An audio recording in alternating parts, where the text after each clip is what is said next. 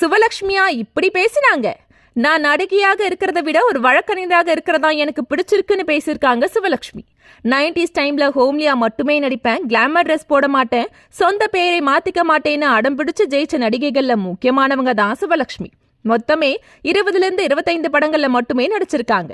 விஜய், அஜித், பிரபு, கார்த்திக், முரளின்னு உச்ச நடிகைகளோட நடிச்சு ஃபேமஸான சிவலட்சுமி ஒரு கட்டத்துல சீரியல்ல கூட நடிச்சாங்க. அதுக்கு பிறகு கல்யாணமாகி கணவர் குழந்தைன்னு செட்டில் ஆகி சினிமாவை விட்டு விலகிட்டாங்க. அந்த வகையில சிவலட்சுமி ஒரு இன்டர்வியூல பேசும்போது, ஆரம்பத்திலேயே பல ஹிட் படங்கள் கொடுத்தும் ஏன் சினிமாவில் தொடர்ந்து நடிக்கலன்னு பலரும் என்னை கேள்வி கேட்கிறாங்க. ஒரு பெண்ணாக சினிமாவில் இருக்கிற புகழை விட படித்து அதன் மூலம் வரும் புகழை சிறந்ததுன்னு நான் நினைச்சேன். அதனாலதான் சினிமாவை ஆரம்பத்திலேயே விட்டுட்டு படிச்சு வக்கீலாக மாறிட்டேன்.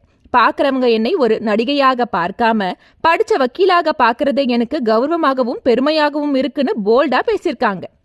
அவங்க பார்க்க மட்டுமில்ல, பழகவும் குணத்திலையும் மிகப்பெரிய அழகின்னு பாராட்டுற ரசிகர்கள் சுவலட்சுமிக்கு படிப்பு மீது இருக்கிற ஆர்வத்தையும் ஆச்சரியத்தோட பாக்குறது குறிப்பிடத்தக்கது.